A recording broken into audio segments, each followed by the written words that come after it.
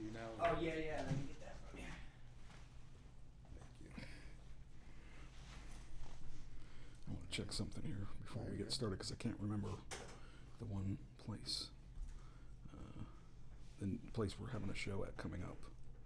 I feel I probably should know where it is. Yeah. Okay. Now, where is it? It's under the show notes. No, it's not. It's under. Oh, I put its own category. That's right.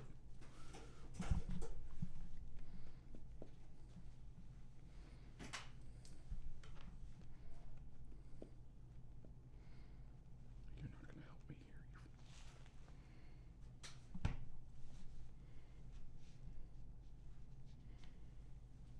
Let's see here. APP. There we go. It's where is it? No, it's booking. That's where I'm going Friday.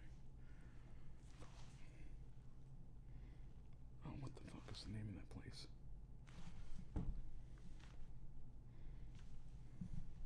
We're looking at a building Friday down here, down in this area, Okay. that we're going to hopefully make our school. Like wrestling school? Yeah, Nice. it's going to be really cool once we get this thing together. Okay. Action. Wait a minute, I can look under Tony. That's what I'll do. Just need this one thing. No, you're good, man. That's part of the reason I get 2 hours. So, I mean, just in case something goes wrong, somebody needs 15 minutes or 5, if we're like pressed for time, then you can kind of feel that in this thing you have to force, and you know, it's not really my style.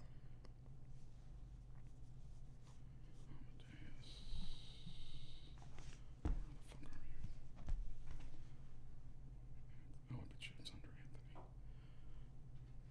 I never call him by his real name.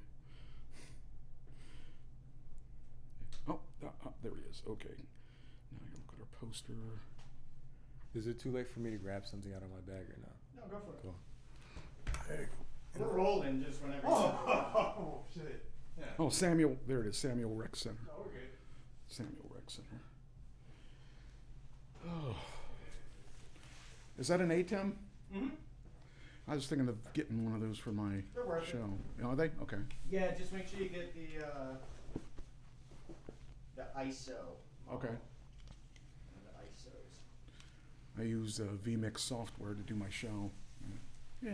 You know, sometimes it does weird, funky things like it did the last 2 weeks. Like, Yeah, the ATEM is pretty reliable. yeah, I like Nice. reliable. That's something I want. I don't know if anyone dislikes reliable. But Yeah. I'm sure there's one person. We are rolling though, right? Okay. And when you open up, just open up to this one right here. Okay. Do the intro.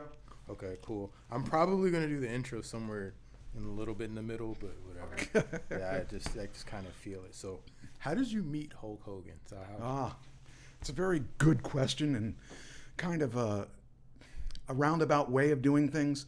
I had a producer of mine that lived in Georgia. And when I met him, he was 16 and he started following my show. He started. Hulk Hogan was 16? No, back up. Okay. My producer was 16. Okay. And he and I became friends, but the way we became friends was he started following my show and he started offering me names of people that I never interviewed. And I said, okay, well, I didn't trust anybody because I don't trade numbers. When I have a number, it's my number and that's it. I'm not giving anybody else's number. And he wanted numbers I had, and he offered me numbers he had. And I thought, okay, I'm going to test. I'm not going to give him my numbers, but I told him that up front. But if he wants to work with the show, he had to prove to me that he knew these people. Okay. So he gave me numbers, but they weren't the numbers that he thought they were. There was a lot of number trading back in that day, in the early 2000s. So I said to him, that's not a good number. And he said, what do you mean? I said, it's not so-and-so's number, because I have so-and-so's number, and that's not it. Mm-hmm. And so he made it up to me and started doing favors for me. And then he said, I have a chance to get you Hulk Hogan. Now that's the magic golden egg. I mean, Right. if you get someone like that, because nobody on my level has ever had Hulk Hogan. And so I said, okay, let's see what we can do. Well, we also had another angle to get him, because you can't just get Hogan. Can't just get him. But you can do things to make Hogan want to talk to you. And that's what we did. We, right then, his daughter was starting a music career. Oh, is there like, is it Brooke Shields? Oh, yeah, Or Brooke Hogan. Which, yeah, okay, I remember. Which her name is not Brooke Hogan. But anyway, she's riding her dad's coattails. So we thought, let's try at a different angle, because how else are we going to get Hogan on the show? Mm-hmm. So we put Brooke Hogan on my show, because she agreed to do it. Mm-hmm. And I had her on the show. Now, she was 16 at the time. Okay. I'm 40 at the time. And the funny part is that I'm talking to her like she's just a girl, just my age. I mean, I'm not even thinking that she's 16. And I'm flirting with her, and we're having a good time. We're just, and I had her for 45, 50 minutes mm-hmm. on the show. And then what I wanted to happen, happened. She goes, oh, hey, can you hang on? Somebody wants to talk to you. And I'm thinking, oh man, is this it? And I like in the short time that she went to get him, I'm pacing my studio like, is it going to be him? Is it? And he comes on and he goes, yo, brother. Put my glasses on for this. That's the first thing he said? He said, yo, brother, I have to play the dad, and I had to tell Brooke she had to get ready for bed because nice. It's a school night. I'm like, oh, well, that's really cool. I mean, what do you say to him? But anyway, so I kept my cool and I started talking to him, and he was like my best friend. Oh, really? It was awesome. We went and had an interview with Hulk Hogan. That was the first time I talked to him. Second time I talked to him was a year later. He was coming home from SummerSlam, and I thought, what the heck? I'm going to try calling him. Why not just call him out of the blue? So I did. And he was at the airport coming back from SummerSlam, and I had an interview with him at that with SummerSlam. He was actually was in the airport getting ready to fly home, so I didn't have much time with him, but I did actually talk to him. Now, the funny part of the thing is that from then on, I became a legacy. Because of all the wrestling shows, first off, I broke a lot of ground. I was one of the first wrestling shows. Like a trailblazer. And people were saying, well, he paid him $10,000 to come on the show because Hogan won't come on the show for less than $10,000. Did you pay him $10,000? I paid him nothing. And he was on my show twice. And he remembered me. So, I mean, sometimes you got to do things a little below board in using his daughter to get him. But also it did me a favor too, because his daughter was just a rising star at that point. And there was a lot of talk, a lot of buzz about that. So that helped me legitimize my show. Okay. So sometimes you got to do things that really are a little different from everybody else. And I pride myself on that. Now my show is really more current events than anything. I talk a little bit about wrestling, but really it's more of a current event show. So I kind of like it because I've got a co-host that's pretty knowledgeable. So we go back and forth on things, and it's just, you got to sometimes take your show to another level or to a different level because it gets boring. I mean, when I was doing wrestling, what I did was I would do the first interview. I would do three or four interviews a day, and the first interview was someone local. Okay. Someone who was, just getting ready on a Ring of Honor What's level. the Ring of Honor? Ring of Honor is not the low wrestling. It's just below, about 10 steps below WWE. So like minor leagues, major, kind of like that. It's legitimate, but not as profitable, and it's not on the scale of a WWE. Back then, especially. Back then, it was WCW and WWE, and then you had a couple minor guys like Ring of Honor. Mm-hmm. But when I say minor, they're way above the low guys, like me. Like my promotion is not of a level of Ring of Honor. It's more of a level below Ring of Honor because we're just starting. So that's new for us to have a promotion of our own. It's not new for me being in the business, but it's new for that. Just so that, because APP, Action Pack Pro Wrestling, is relatively new. We just did our first year anniversary. Congrats. I have a question for you. Could you give like a WWE like type of promo? Oh, yeah. Like to the camera, Sure. like whatever you want to say. It's unscripted. You can like 80s Macho Man Randy. Like, could you give a promo for the camera? Sure. Right Do you want to know? Yeah. Oh. All right. You know, I've been in this business for a long, long time. I've done music, I've done wrestling, I've done radio, I've done guitars, I've done it all.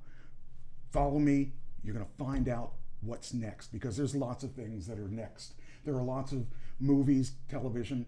I just finished a show called Last Post, and I just did a pilot for Flocked, which is something I wrote and I actually did music in. You want to see the best entertainment? Stay with Mike Trash, Classy Mike Trash, the Vital Idol. You'll find out more than you probably want to know. You just feel the testosterone just flowing in here in honor of Hulk Hogan. I do see the word brother, but it doesn't sound Brother. Right. Yeah, it's like small. Yeah, I don't want to take someone else's gimmick, so Yeah, I gotta find one. It's kind of fun to do promos, but you gotta have a mission. Like, there's got to be somebody that you're shooting the promo towards. Yeah. But instead, I just stuffed everything together because I got a lot of stuff to talk about, and it's kind of funny. I got in wrestling really late in life. How late? 40. Nice. And 40-ish. And what you'll find out about me is whenever someone tells me I can't do it, I do it. So you're a competitor. No, it's just it's an anger thing. Nice. I grew up with nothing.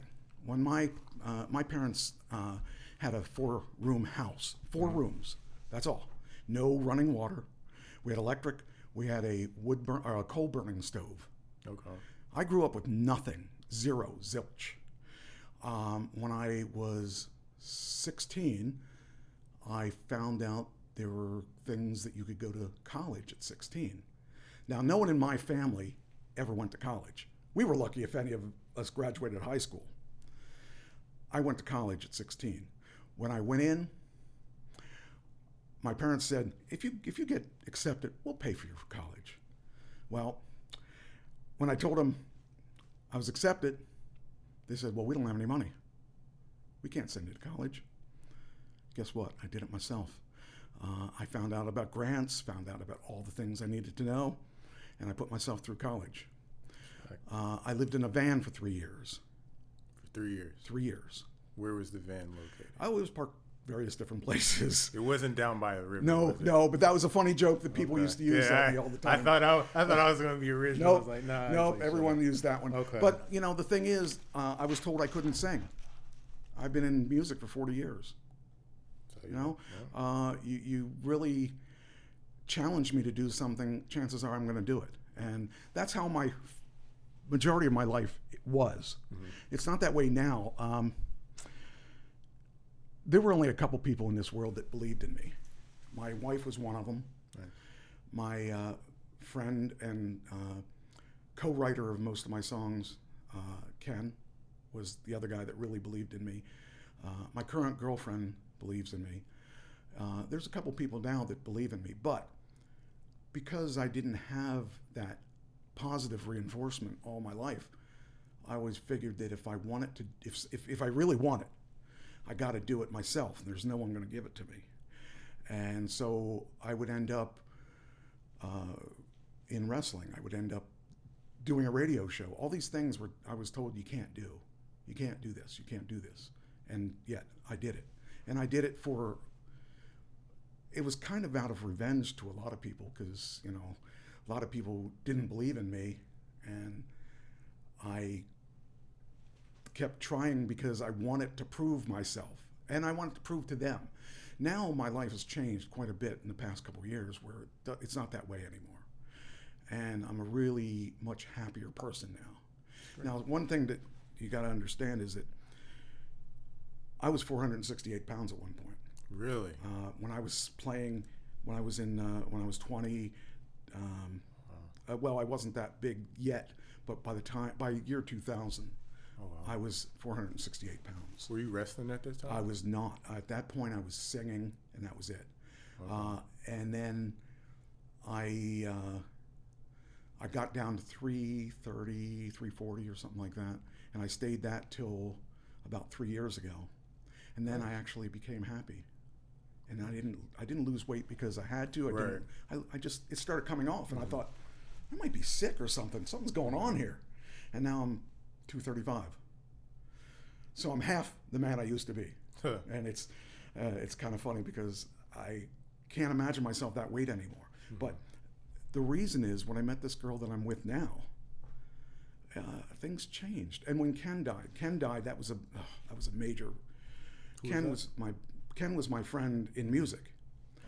He was with me for 37 and a half years as a bandmate in different bands. And he and I wrote some of the best songs. Part of the CD I told you about, this one here. This is Love in a Blender. He and I wrote that.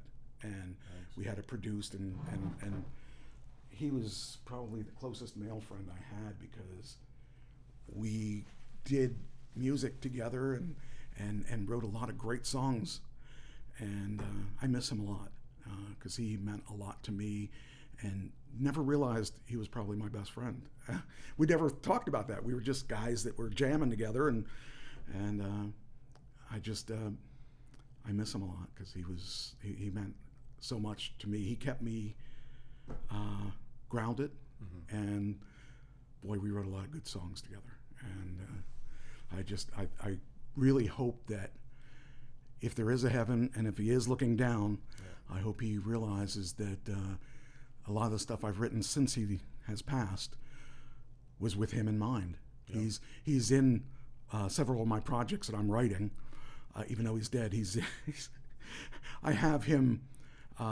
There's a project I wrote called Vital Idol, and it's about a rock star who loses everything and has to go back to make amends with all his past bandmates, because he kind of screwed them over to get a contract, and he decides that it's trying to make amends. But he's going to have two parts in that. He's going to be the person that dies. But I also wrote him another part, because he's still alive in my mind, where he's a member of the band. But he really meant a lot to me, and I really miss him a lot. We won 19 awards for Love Is Love, which was a song that we never won. What's that? Like 19, like 1-9. Yeah, 19 awards at the film festivals for Love Is Love, which is a music video. We never actually got in the studio to do that song. We just did it with what we had. And we weren't planning on releasing it except for the next album. But he died before we got there. And so I took that video that we made of that song, and it's an LGBTQ video about Love Is Love, because we spent hours writing music, but that one was a special one because I came in to practice one day and I said, the world's just gone crazy, because who cares who loves who? Why can't we just love each other? And he said, I'll have a song for you next week. And he came the next week, and he had this music for this song, and we wrote the song together, and then we made a video of it, and it hit the film festival by storm, and we got an 85% win rate. So that was good. And I put that in along with Vital Idol, which was the show I just told you about. I put the trailer in for that, and I got a 90% win rate on that. Right. So that tells me that it has some legs. So, a couple set of legs. Yeah. It's running pretty damn fast. Yeah. I couldn't believe I had that many awards. So overall, we got 43 or 44 awards that year.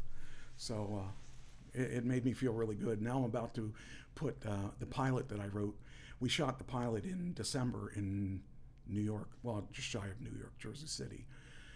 And they don't want to piss anyone off, because no disrespect, people get really offended with it's like New York, Jersey, the borders. So we don't want to offend anyone. So yeah, I'll offend them. Yeah. I don't mind. If you have a problem, just write me. Yeah, I'll tell you. No, seriously though, it's a comedy. It's like a mix between Friends and Three's Company. Okay. Except it's me a grumpy old man, put a place up for rent, and then he changed his mind, decides he wants to stay. But in the meantime, he has 3 women that don't know each other. They all want to rent the place, and we got to figure out how we're going to resolve this.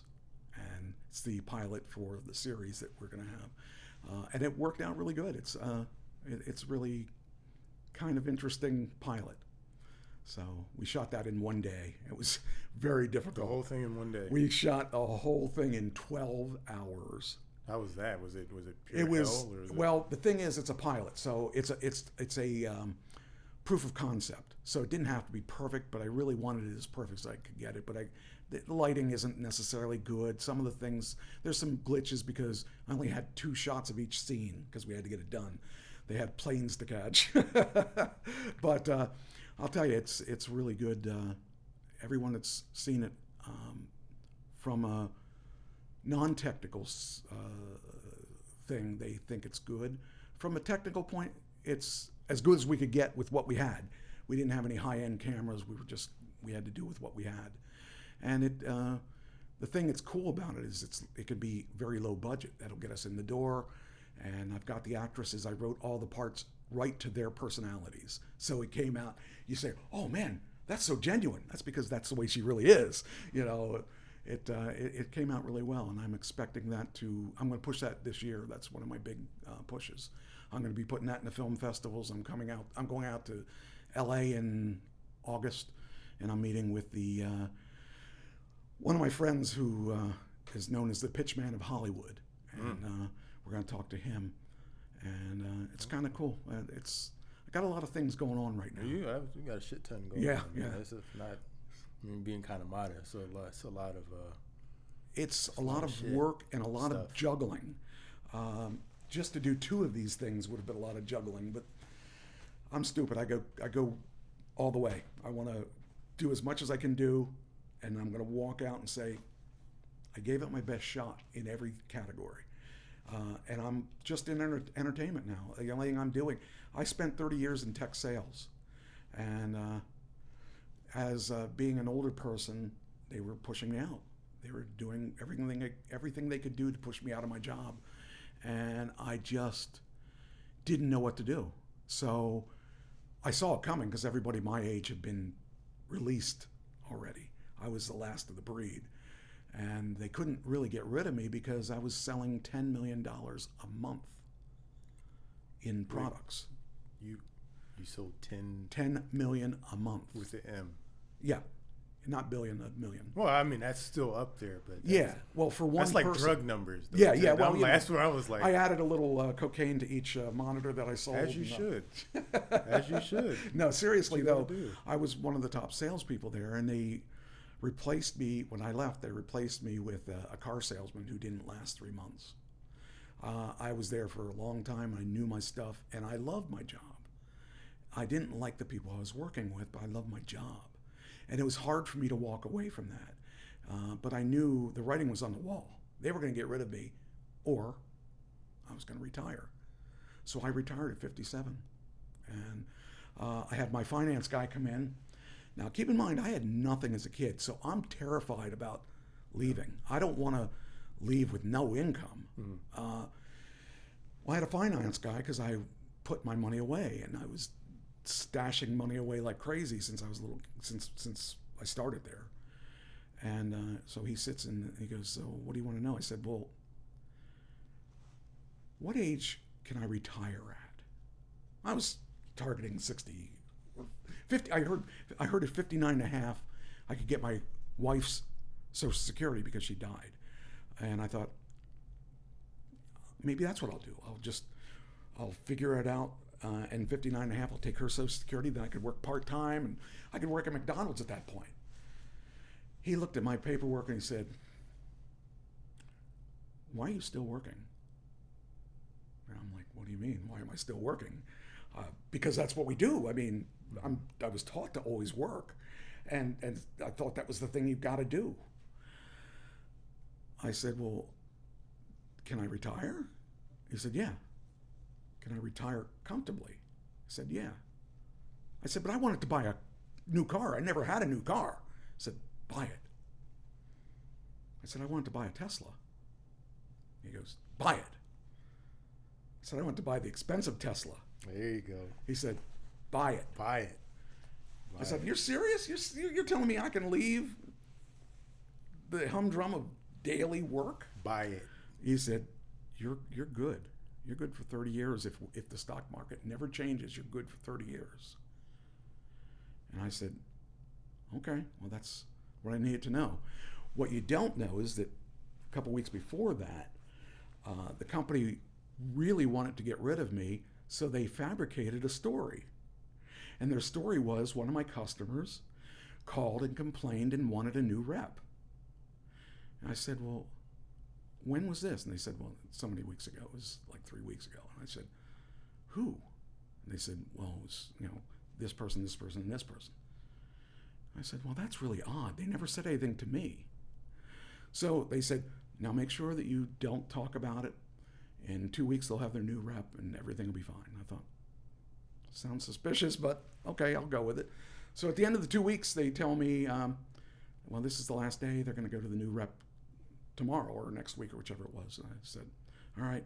So I talked to the lady I always talk to, and I said, well, I guess it's our last chance to talk. She said, why? I said, well, you guys requested a new sales rep. No, we didn't. Who did that? And I said, well, you were one of the people that they said it was. She said, well, I never did that. When did they say? And I said, a couple of weeks ago. And I told them when. They said, well, I was on vacation. I wasn't on any call with them. I said, well, wait a minute. Okay. So then I called the second one. I said, well, did you happen to request a new? He said, what? We're losing you? What's going on? And I didn't have to call the third person because I never really talked to her, so she couldn't be one of the people. So I went into the office and I said, I request that you withdraw the writing up of me because I've never been written up. I want to know. And he said, well, why you want it taken off your record? I said, because it never happened. He said, why do you say that? And I told him the reason. And they said, well, it must have been somebody else at that company. I said, well, that's really odd that it would be, you picked those particular people and those particular people said they didn't. I said, if you don't take that off my record, I know what you think of me. So I gave him a couple months. In the meantime, I checked out whether or not I could retire or when I could retire. I was trying to put it off. And then they said, they didn't take it off. And I said, well, okay, fine, I'm retiring. And I gave them a letter. And then the HR calls me up and said, so where are you going to go? I said, home. Disney World. They said, well, you're not going to retire from work all. They were afraid I'd go to the competition. I said, well, I'm just retiring. You're too young to retire. I'm retiring. And I left that building, never went back. I got my paperwork, I got all my retirement stuff, and never looked back. I have a question for you. Yeah. If you could give the people, the company, you don't have to say it, or the people who fired you, kind of pushed you out, if you could give them one look to the camera, like one expression, what would it be? Thank you. Okay. Because my life is so much better now. See, they decided to fire me after my wife died. She worked there too, and she had had medical malpractice while she was there, and it destroyed her life and made my life really difficult because no longer did we have two incomes. We had one income, and we had to worry about that. And she kept getting sicker and sicker, and all the doctors told me, oh, it's all in her head. And then we found out it wasn't all in her head. So I watched her die for 12 years. It was 14 years I watched her die. Slowly but surely she died. And when I came home from work one day, she was dead on the floor. Wow. That was the worst day of my life. I'm sorry to hear that, man. But it also made me realize that life is too short, and when you have things you want to do, don't wait till tomorrow. You got to do them today. Can you repeat that again for the people in the back, please? Well, I mean, seriously, we only have a limited number of time, and we don't know when we're going to go. And even though I knew she was going to go, it was rough. Whenever people die around me, it's weird because they die in threes. First, an animal dies. And then it's usually one of my dogs. Well, I mean, it's always one of my dogs. My dog died. I was crushed. Then my brother died. That was not as painful because he and I never got along, but I was paying his bills on his house when he was sick. And then she died, and that was crushing. And right before she died, about a year before she died, I had a stroke. And I thought I was going to die. I thought I was going to die before her because out of nowhere, I had this stroke. But that's one of the things that woke me up to, we don't have tomorrow guaranteed. We only have right now. Mm-hmm. So if you don't do it right now, you may not get to do it. So that's my biggest advice to anyone. If there's something you want to do, make plans to do it. Because a lot of people that are in my acting class and stuff talk about doing auditions. Well, I do 5 to 7 auditions a week. But these people, some of them haven't even done an audition. They've been in the program for years, but never did an audition. Well, what are you waiting for? You know, you're afraid you're not good enough? Well, if you don't do it, you'll never be good enough. You're going to make mistakes. You're going to look stupid sometimes. But you got to learn. You got to take your bumps, just like in wrestling. You got to take your bumps. You got to do whatever you got to do to get better at what your craft is. You know, you got to have 10,000 hours to be an expert at something. So I noticed the fire that you have talking about life. Yes. About going for it. Do you think that propelled you into wrestling? Was that something you always saw yourself doing as a kid, or is it just kind of something that just popped up out of nowhere? Okay, so I didn't have a very good family life, but the one thing that my dad and I did was watch wrestling.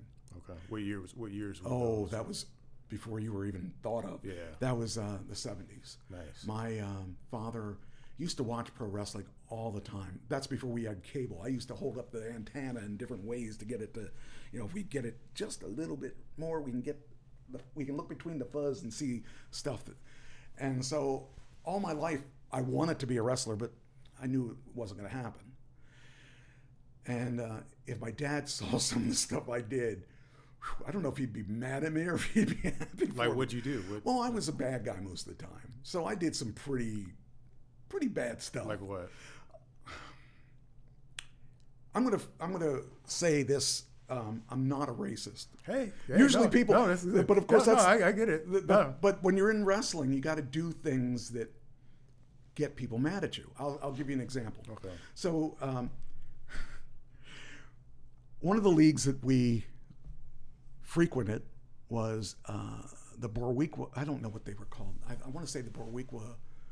Oh, Boricua? Like yeah. Puerto Rican? Yeah. Yeah, okay. Okay, so we were good friends with the Boricua, with that guy. I don't remember the name of his thing, but he did the Puerto Rican Day festivals. Okay. And he also had a really neat place he was doing. We were going up there, and I had an angle on my radio show. The angle was I had him on the show, and I would set up this angle that we were going to use, and I told him. He said he was the tag team champions. I said, well, you are now, but my team is going to come in there and take your belts. I had a team called the Heat Seekers, and they were part of the Trash Clan. The Trash Clan was my group. And so we went in there, and we had this whole angle on my radio show where we were going back and forth with them. And we showed up, and this was a really cool place. It was the bottom floor was where the ring was, and the second floor was where the locker rooms were. So went up to the locker rooms, and we had our plan. So what they did was, it was funny because we were introduced. We were first. We were introduced first, and they introduced us in Spanish. Me being old school and knowing how to incite a crowd, maybe pushed the envelope a little too far that night. I said, what is this? You guys are introducing us in Spanish. We're in America. You should introduce us in English. And I had so many people mad at me. It was all Puerto Rican people. I don't hate anyone. Shout out to all my Puerto Ricans. Yes, Puerto Rico is out I there. love y'all. all people. Mi corazón. But the gimmick was that we were trying to take their belts.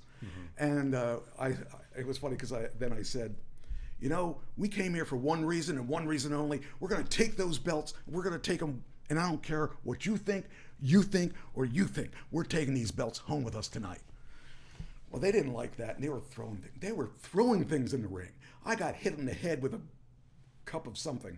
I don't even know what it was. Hopefully it wasn't urine. I hope not. But anyway, so we did the match, and we lost. So they're in there holding their belts up. They're like, hey, we won. And I threw my guys in there, and they just beat the living daylights out of them.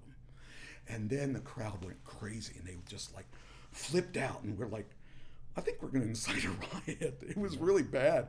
It was scary. I mean, I've never been scared in my life until that night. And I said, okay, well, and I grabbed the mic and I said, I told you we were leaving with the belts tonight, and there was nothing you could do, or you could do. So there. And then I put the mic down. I thought, I reached into my pocket. I pulled out this slip of paper, and I read the piece of paper, and it was in Spanish, and I read it in my worst Spanish accent because I don't speak Spanish anymore. I did have it at school, but years ago. And it said basically, kiss my ass. And then it went crazy. That's when we were scared. It was really scary. We went upstairs to the dressing room, and I said to the guys, I think we should leave right after intermission. Let the people get their drinks and get everything they need. And right as the next match goes, let's get out of here, because we were scared. That was the scariest I've ever seen a crowd go.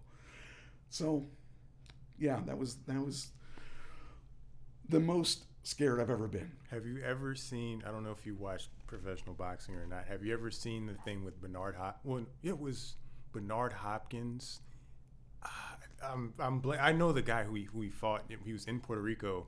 There was one guy waving the Puerto Rican flag, and he takes it and he throws it down, and literally everyone in that stadium starts throwing stuff, and he's like, I thought that they were going to kill me. It was like, was it Felix Trinidad? I'm blanking on the name, but it's just, yeah, you can look up the video on YouTube, but it's like, there's one, it wasn't the fighter who was waving the flag, it just happened to be like, you know, they have the two fighters, they face off, and then one guy just happened to be, because they're in Puerto Rico, he's just waving the flag. It was like a little one, and he threw the shit down on the floor, and he's like, you're gonna allow this? And the next thing you know, just like, I think like beer cans are throwing, and they're like, it's like, no, you got to get out of here now, like you're, yes. Yeah, I regretted that because it was an angle. I was just being a dick, but you know, it's what I was supposed to do, and it was scary. That's the only time that. Oh no, there's one other time I was almost accosted, but that was the one I was most scared about of all times. It just that was really something. Did you drop something on the floor right there or no? The belt. Was it? This is Oh, nice. Yeah, this is. You show that to the camera. This is the Trash Talking Radio title.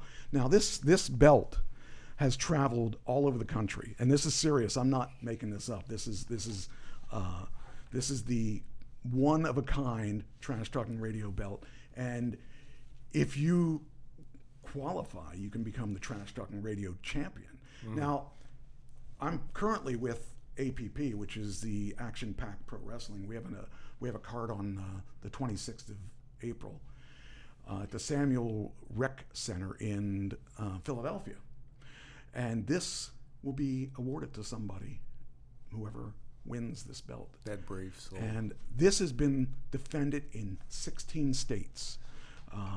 We've been up and down the coast with this, and let me tell you something. There have been some really interesting people who have won this belt.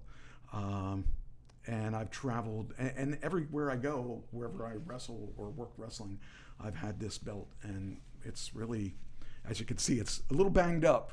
It's been used in a lot of things. In fact, I got hit by it in about a year ago. Well, how'd you get hit by it? Amadeus, who's my friend from a long time ago, and I stopped wrestling a long time ago, and he dragged me back in, and he wanted me to see this promotion that he was working on, and I said, okay, I'll see it. And we were doing a tribute to a wrestler who died recently, died a year ago, and he screwed up and he lost his promotion to someone else, and someone else was running it, and he became his flunky. So I didn't have anything to do with that guy, and that guy, I told him, I don't care if it's your promotion or not. I have a contract with you. You got to pay me whether I do anything or not. And you got to, you know, I could stay at home. You still got to pay me. It doesn't matter. But I'm here. And he got in my face, and I got in his face, and I gave this to Amadeus. I said, hold this. And as he held this, I was ready to punch this guy, and he got my attention, and I turned, and Amadeus clocked me with my own belt. Man. I got him back. The next show, I don't know. I was managing him. He was wrestling somebody, and I got in the ring and I clotheslined him. Yeah. But now we're okay. We're okay now. We're back on even ground, and I've become his partner. So we're running these shows, and we're gonna have a school down in Philadelphia. Now we're going to try to be part of the ID program, the WWE ID program, which they work with independent promoters to find the new talent out there. And so we got to put our school together and give them the information on the school and all that. And hopefully that will become something really good, because they're only picking select people. And there's a lot of scummy people out there. So we're trying to do things on the up and up. So that's why we're opening the school. Plus, we try to help the kids. This one at the Samuel Rec Center is a fundraiser for the Samuel Rec Center. And the last one we did down there was for Bridesburg Rec Center, for their Cougars. We raised money for their Cougars. And so we try to give back to the community. And actually the area that we did that in was where Amadeus grew up, right in Bridesburg area. So I'm from Harrisburg area, so I just come down here, and you know, I would travel wherever we had to go. I mean, we did a job in Georgia, and it took us 16 hours to drive there. And you know, you do what you want to do, and you got to do it. You got to do whatever you got to do what you want to do. If you want to be the man, you got to beat the man. Yeah, that's true. And believe me, I've been Clip beat. that. I've been beat enough, so I'm the man. Yeah.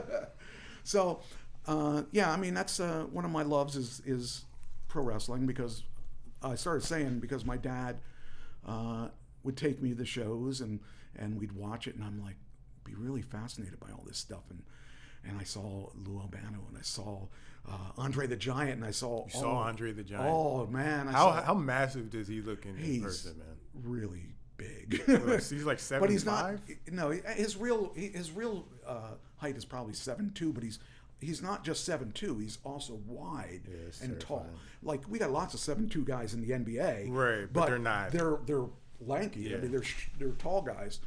But, you know, when I started doing this, it's funny, because all the guys that I watched as a kid, I became friends with. You know, I became my biggest idol when I was a kid was Bruno Sammartino.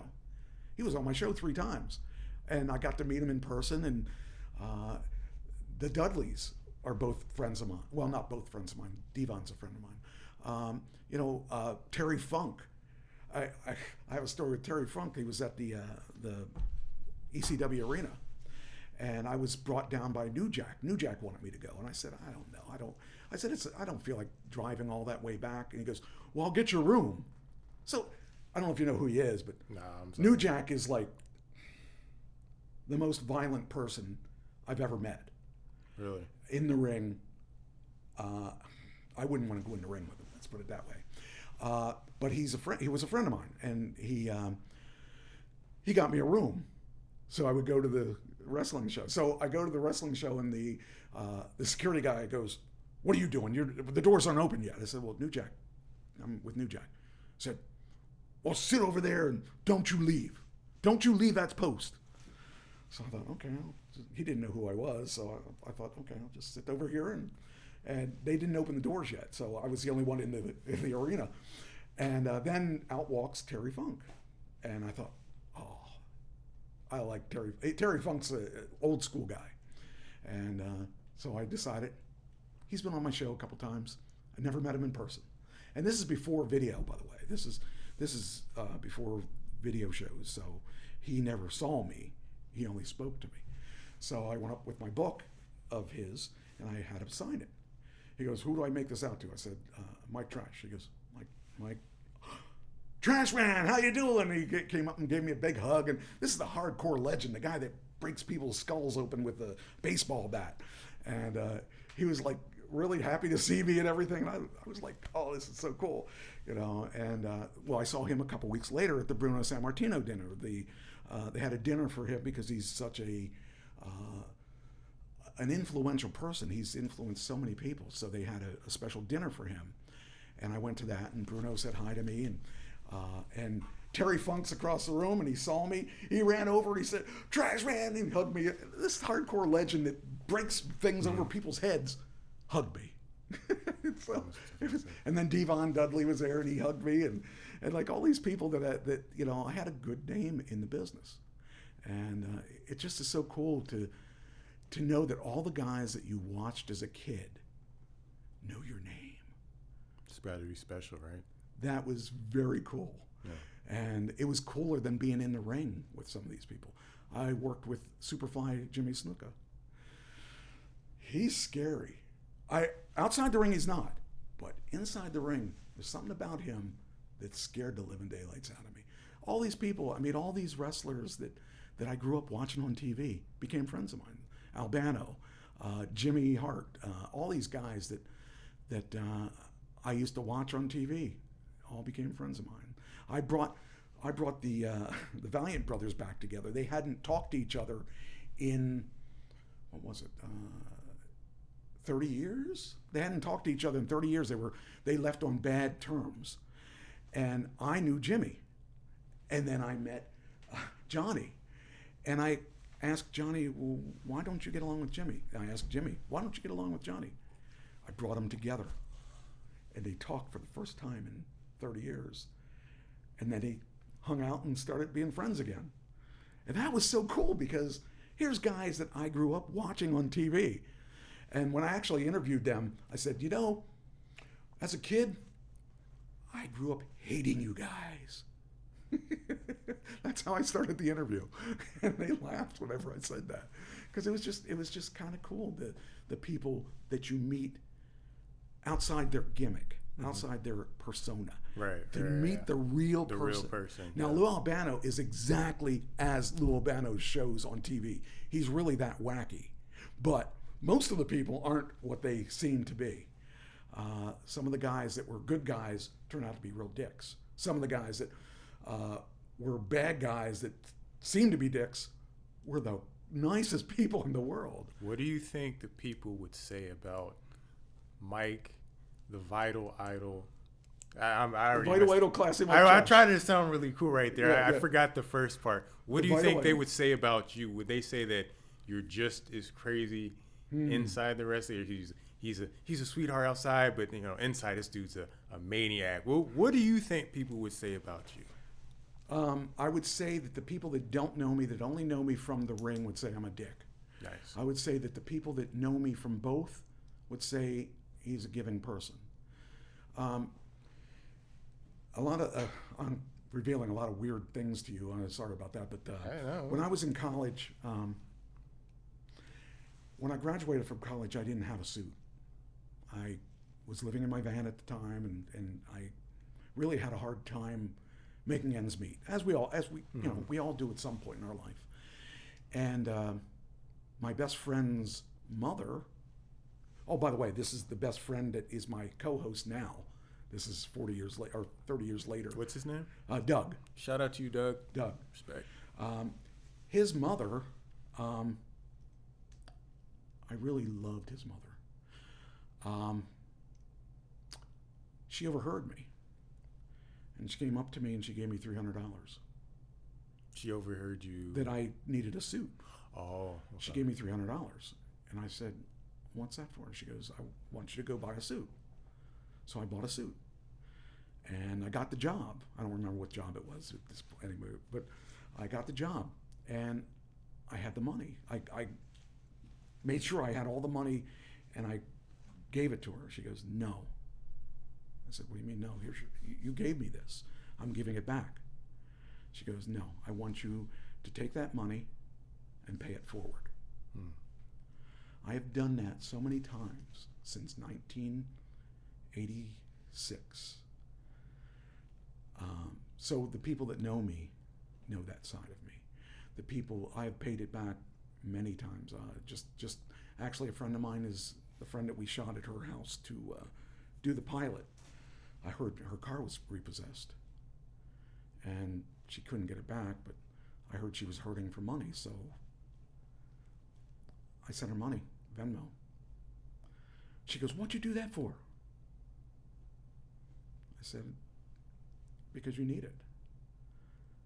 She said, all right, well, I still owe you money from, when we stayed out in San Diego. I said, do me a favor. Don't worry about it. When you get the money, pay it forward. And I've done that so many times, I can't even tell you how many times. Because, the thing is, it's important that we take care of everybody. Facts. She's not my closest friend, but she's a friend, and she needed it, and frankly, I had it. So, things like this that I wasn't anticipating.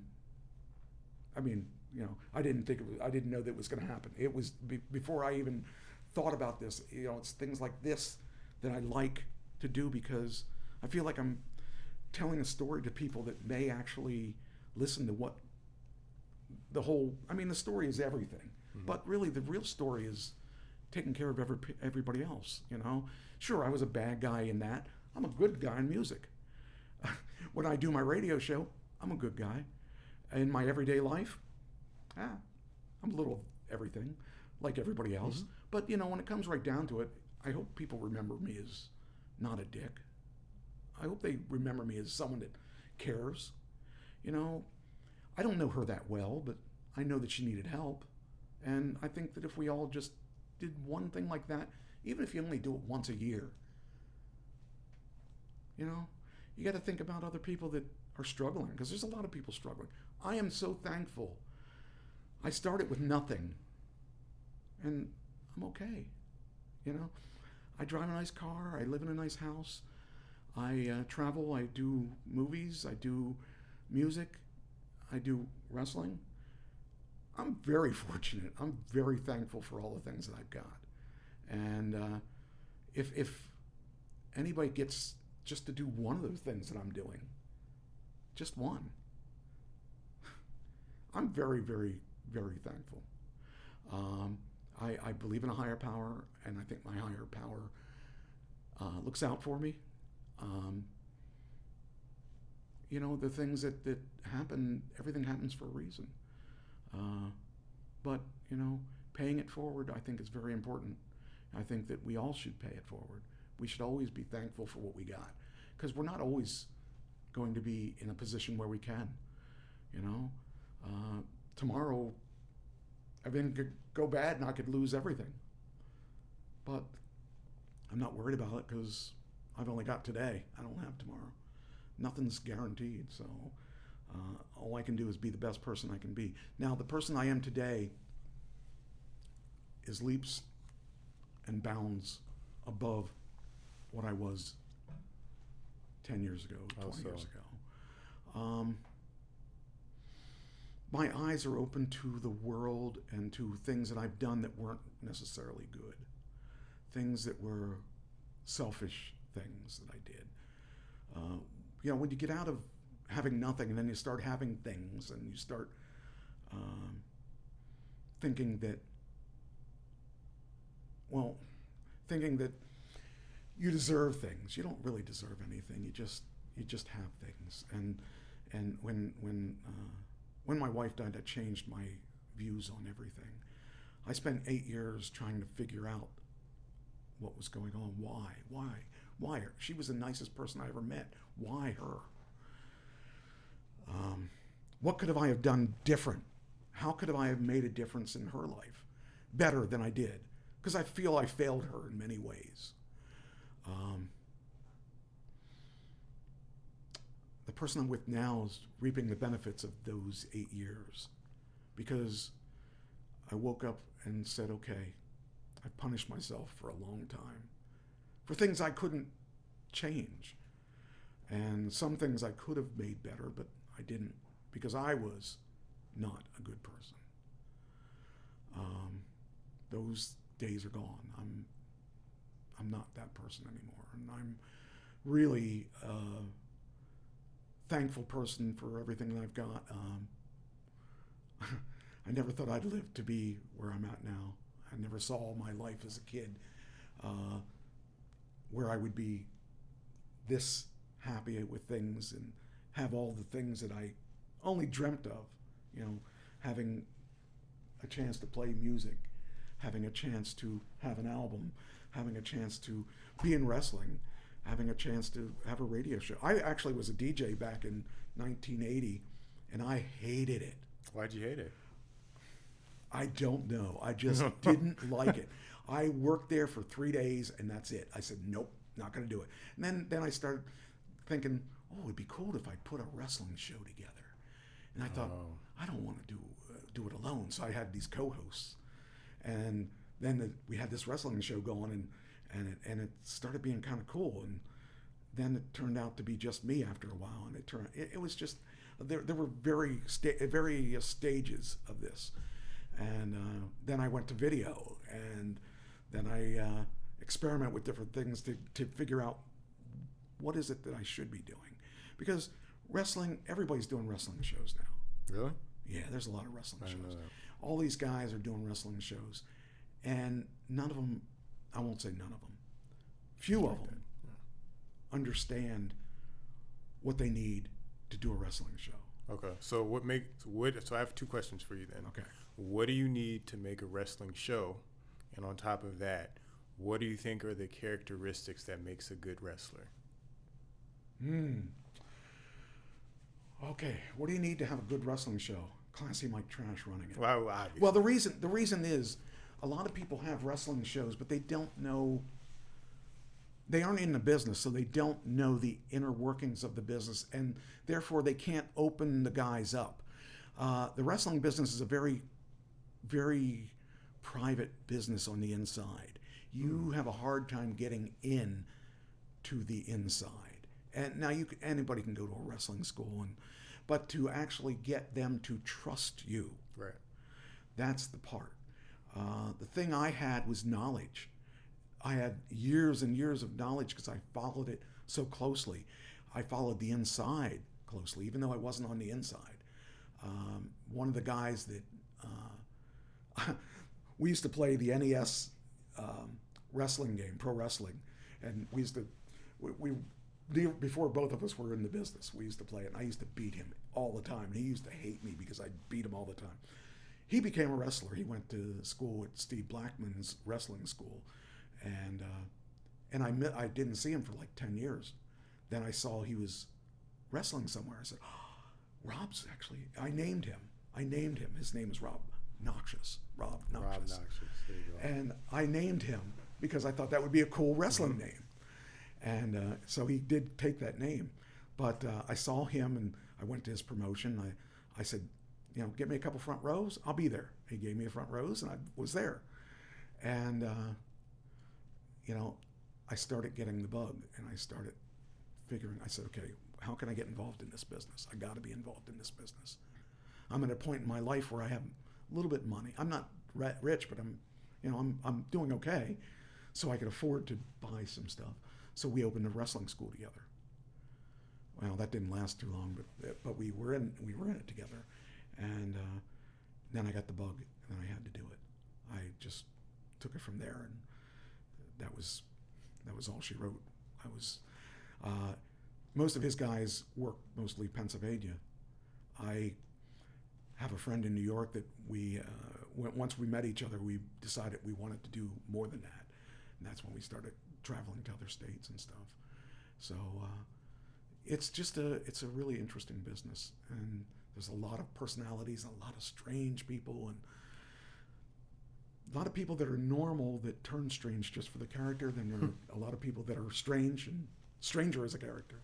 So it's kind of like the UFC in a little bit. Yeah, except UFC is real.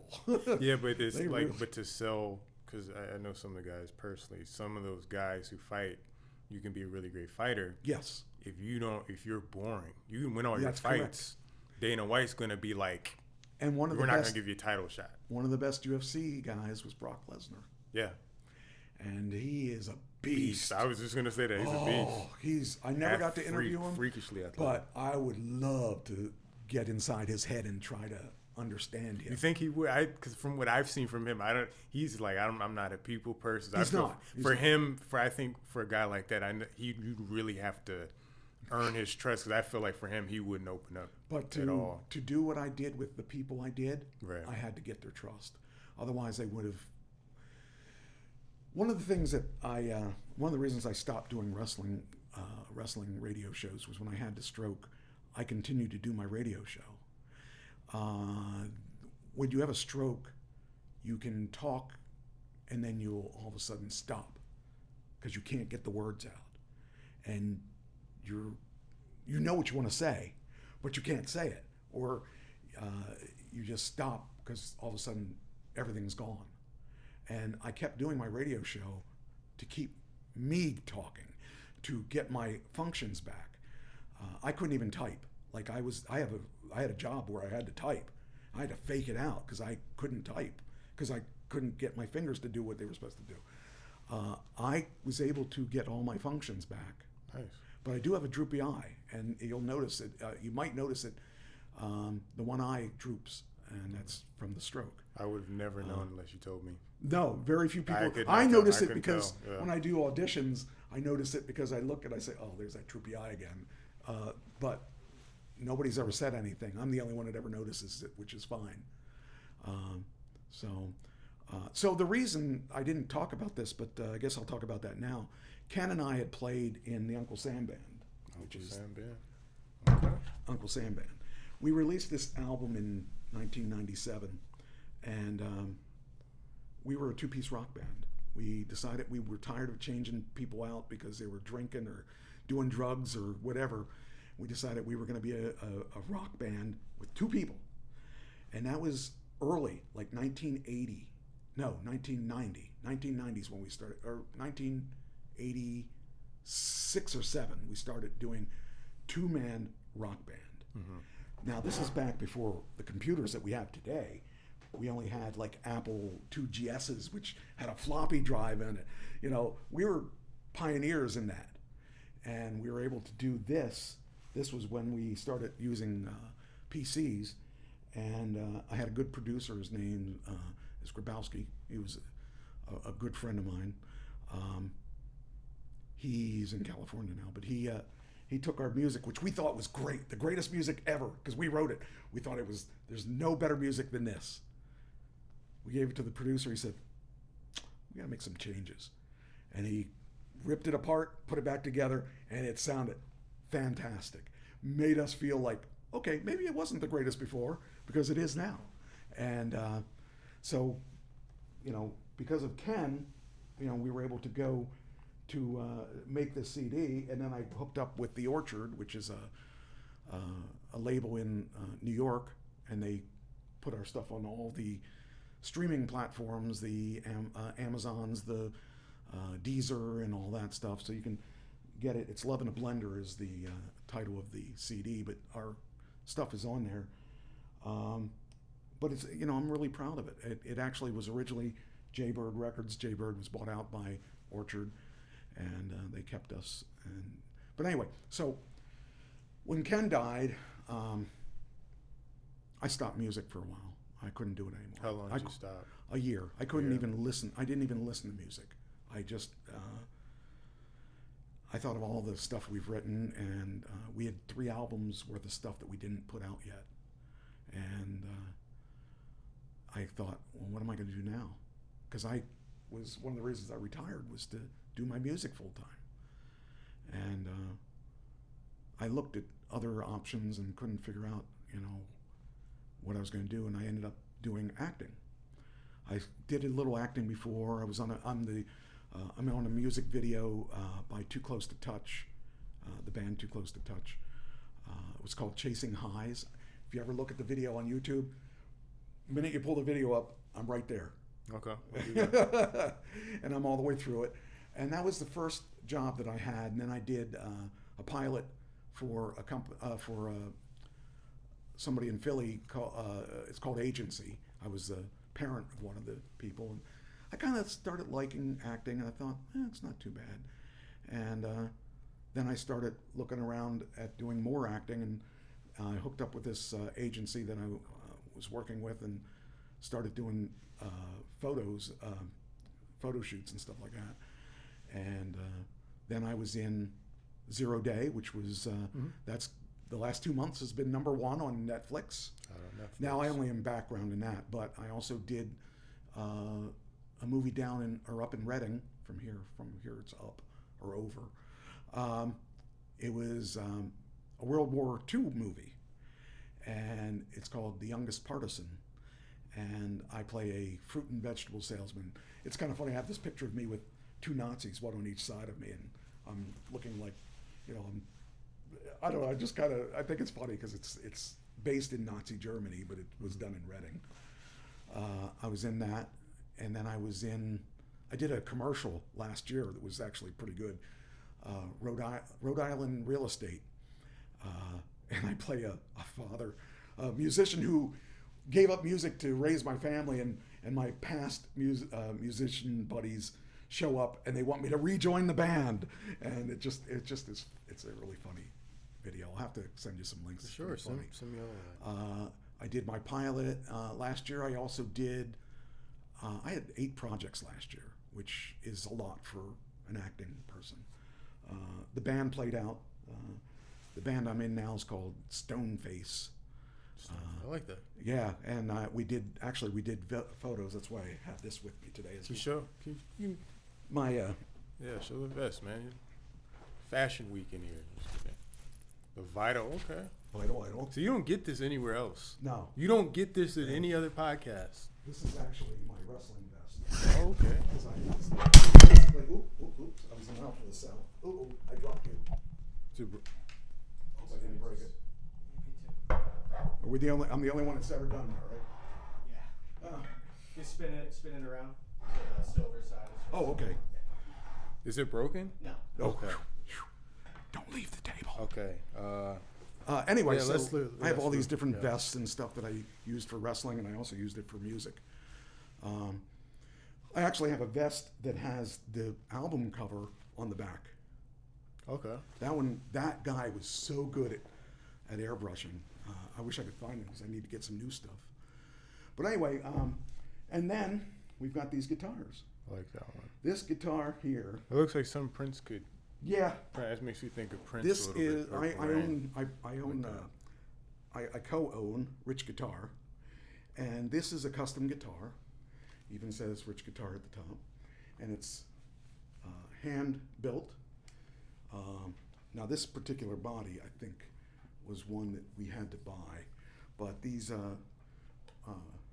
pickups are ours, and this is a very light guitar. You would think this was heavy. This one is not very big, not very heavy. We custom make guitars, and it's to your spec. So this one here is one of our nicer ones. This is our deluxe. Now we have 3 levels. We have like around a $320 range. Then we have one around $600 range. This is the $600. Then we have a $3,500 range. And but the thing that's cool about it is that you can actually customize your guitar. Like this is the Mike Trash and the Barking Rats guitar. This was made. I had a band with Rich, my partner. That's him, and this is me. This is me when I was bigger. Okay. Yeah. But I took it. Our drummer drew pictures of us, And I decided to find that picture, and we put that on the guitar. And this is a really light guitar, but you actually see that it's relic because that's the big thing. Everybody likes relic guitars. I don't get the relic part. I kept saying, well, why is that not white? But that's the relic thing. But it looks like an old guitar, and it's really actually only about a year old. So that's the other business I'm involved in. And we have a whole bunch of guitars on richguitarofmyrtlebeach.com. You play the guitar, though, right? I'm a collector. Okay. This is art to me. I do play around. I don't consider myself a guitar player. I consider myself a singer. Okay, so you're a lead singer. Yes. So if you could say there's like a time, like this mystical time machine. Right. And it could take you back to any point in history, or maybe even a made-up event like in a movie, where would you sing and why? It could be from a movie. It could be in another planet. It could be, I want to go back to, the Beatles first performed or something. But anywhere you desired, you would be the lead singer. Where would you go and why? Led Zeppelin. Why is that? They're just creative people that I know I probably wouldn't get along with them because I don't do drugs, don't drink, and all that stuff. And that era was heavy into that. But their music was so different. Mm-hmm. Between them and maybe Deep Purple. No, Van Halen would be one that I would definitely like, because I always thought, man, if they only had a better singer than David Lee, or I think David Lee did the job, but I thought he was off key a lot. I thought he was a good performer, but my favorite bands to sing are really Led Zeppelin, Van Halen, actually recently Aerosmith. Really? Well, as I got older, for some reason my voice has gotten higher. And I kid around that I was taking that I wasn't taking testosterone, that I was taking estrogen, because for some reason my voice is getting higher, and now I'm able to sing things I couldn't sing before. We're doing a lot of Aerosmith in a new band. We're doing Mountain in my band, which the guy sings just really high. We're doing AC/DC, which I never saw me singing because I just thought it was just too high, but I can sing it now. So this band I got now would be, other than with Ken, I think that the band with Ken is a different thing because we were doing all originals. But if I take out that band, the band I'm in now is the hottest band I've been in. The hottest. We're going to do really well. We're just getting off the ground, but these guys all have 40 years each in music. So we got 200 years experience in this band. 200, that's, And I'll tell you, the one guitarist knows every song there is. I swear, I don't think I've said a song that he didn't know. And they throw these songs at me, like today they threw the Mountain song at me. I'm like, oh, you didn't tell me this was coming. And I looked up the lyrics and boom, I did it. But it would have been a lot better had they give me notice, and so I could learn the song. But we're doing the thing about this band is we're not doing originals, and that's one thing I really miss doing. I really want to do originals because I feel that creative flow in me. I feel that that's an important part of my life, is being able to tell a story. Because all my songs that I write, there's a story behind it. And if you ever watched any of my videos that I made, my music videos, they all tell a story. A lot of people like party songs. Well, I don't do party songs. I do life songs. Songs about life. You should quote that. You put that on a shirt or something. Yeah. That's not to make a wrestling joke, but that was a big flex.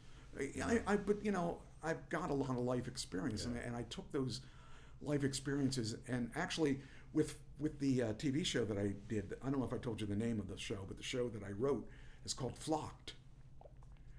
And every time, like, if I'm just sitting here and I think, oh, that'd be good for an episode, I'd write it down in my book. Or if you and I would talk about something and we said something funny, I'd say, oh, that could be an episode. So I write that down. And, experiences, even though the show is fictional, there is a lot of truth in the story. Um, the one girl went through a terrible divorce. I took that and I threw that in the show. And I made the reason why she's looking for a place is because she got divorced. And when she got divorced, she got evicted from her place. And that's part of the story. Now, that's not the truth, but it's part of the story. That could be the same in wrestling, though, right? Right. Where it's kind of the same thing. And I've written a lot. Okay, one thing I will tell you about the story of wrestling is that the promoters liked me so much they let me write my own angles. Okay. And that was really cool. That doesn't happen all the time. And but yet when I wrote these angles, they've been hits, and they've been I've had some really good ones that turned me from a bad guy to a good guy, or the other way around. But the last one I did turned me from a really, really bad guy where people were really hating me to total silence at the end of the match. They didn't know what to do. Mm-hmm. They didn't see that coming. And a lot of the times that's the whole thing, is that if you can predict what I'm going to do, it's not as fun. But if I can leave you speechless, you're going to remember that. But that's a skill. And so I think you definitely know kind of what, I wouldn't say what sells, but you know what people would kind of eat up. So that leads me to my next question. Just like I asked you with the music, you ever seen the movie Fight Club with Brad Pitt? So remember how he's talking? I can't talk about it. Yeah, exactly, right? We don't know what you're talking about. But remember, he said if there's anybody in history who you could fight, so to speak, and he was talking about, he was like, Brad Pitt was like, I'd fight Abraham Lincoln. So if it's any historical figure you could have a wrestling match against, where would it be, and who would it be? Madison Square Garden. Madison. What year would it be? Present day, 60s, 50s, 90s, 80s? Wow, that's. And who would it be against? It could be a fictional character, but they would come to life. We're not taking drugs here, but I'm not really sure. This is there's so far many. out. There's, I would say, for the effect, I gotta start by saying, before I had him on my show, I was not a fan. So Hulk Hogan I was not a fan of him, having him on the show. I wanted him on the show because of the value of his name. But after I had him on the show, that was right around when he was getting a divorce. In fact, he announced the divorce about a year later. Because of the name value, I would want to go against him. But I don't think the match would be that good, because I don't think he's a great wrestler. He's a great performer, but not a great wrestler. I'm not a great wrestler, so it wouldn't be a great match. I can pull off a match, but my forte is managing. I'm undefeated in wrestling, though. Nice. The few matches, I had one match where I beat somebody in my sleep. I wish I could say that. This match was so good. It was so bad. It was so good. It was so. I don't know how to tell. Do you follow wrestling? I haven't for a very long time. There's a guy named James Ellsworth. Okay, he was in the WWE, and I had a match with him and his partner, Adam Ugly. They were called Pretty Ugly. Now what happened was, before the matches started, they had a band, and I came out and I said, "You guys suck. You guys are the worst band I've ever seen. You don't have one of these. This proves that I'm better than you." And we just did this angle. Now, this guy has never wrestled a day in his life, but I harassed him. And so he challenged me to a match, and I said, okay, I'll tell you what, I'm not going to beat you up one-on-one because it wouldn't be fair. But you pick two people, I'll pick two people, we'll have a six-man tag. Now, in the meantime, I'm in the back teaching him what he needs to know, because he doesn't know anything about wrestling. He's never wrestled a day in his life.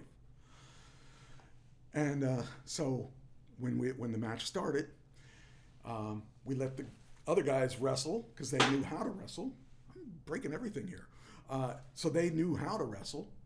And so every once in a while I would tag in, kick them a couple times, tag out. Then they'd wrestle again. And the end of the match was the four of them start fighting outside the ring, leaving just us. We start fighting. He puts me in a sleeper hold. And I'm like going out. I'm like, and then my manager clocks him on the head with a shoe. So you gotta do He it. goes down. I fall down on top of him. 1, 2, 3. I won the match in my sleep. That's how it goes. That's how it has to go. It was so fun because, again, nobody saw it coming. Nobody saw it. And now the one I did recently, which was a couple months ago, I'm this evil bad guy, and this belt was won by a woman. I wanted it off of her. I wanted what off of her? I wanted that belt off of her. Okay. Now, there's this guy that wrestles women. And I started managing him so we could get this belt off of her. And so we make the match, and he starts calling me an old man. Come on, old man. I'm like, you know. Anyway, so we decided that there was going to be a surprise. Those two were going to go against each other. And then they announced, with special guest referee, the Vital Idol, Classy Mike Trash. Now, there's no way she's going to hold that belt. I'm going to make sure. It's not a chance. So the crowd is booing beyond booing. And I gave them reason to. I would turn and yell at the crowd while she was going for the pin. And I'd turn around, 1, 2, and then he'd kick out. Or when he had her down, 1, 2, you know, going for the quick pin. Well, he called me old again, and I remembered him saying it. Anyway, he takes her, and he goes to throw her into the corner, and she goes to the corner, and then he goes, "This is for you, old man." He goes rushing in at her. I grabbed her hand, pulled her out. He posts himself. He goes down, and she pins him. 1, 2, 3, and the crowd just like silence. They didn't know what to do because they wanted to boo me, but they couldn't because I just won her belt for her. And now it's here on the table. Yeah. They can't say anything. How are we doing on time? You're like an hour and a half into. Okay. Let's we're gonna take a bathroom break, Okay. and then yeah, I'm gonna need a bathroom break, and then I think. Am I boring you? No, I just kind of blacked out for a little bit. I kind of tend to black out within the interview, so. I was far from boring. Okay. Yeah. I'm just gonna leave this rolling. Yeah, cool. Sorry about your. I don't know how I got stuck on your microphone. Yeah, accidents happen. It's no biggie. As long as it's still working, I'm happy. Yeah. Oh. Is it interesting to you? Yeah, very, very. We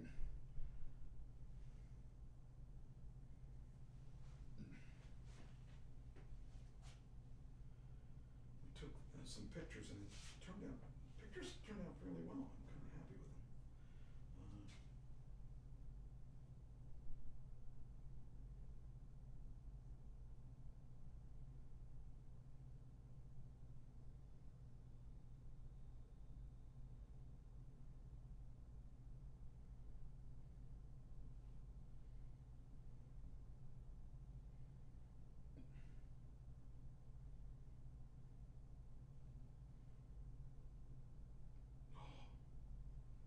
Here we go. This is our newest guitar.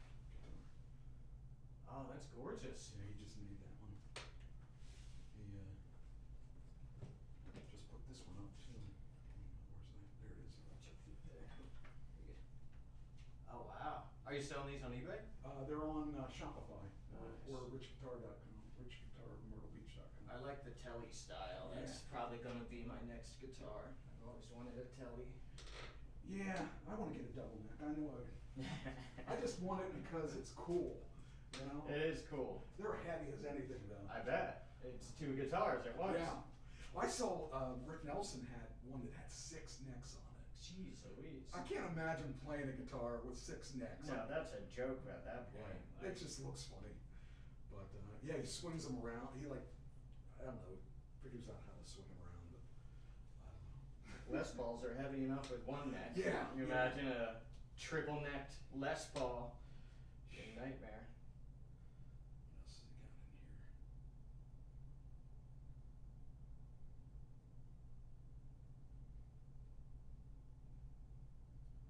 here? Yeah, he builds some things. He loves that. He sits down and sands the stuff and goes crazy with them.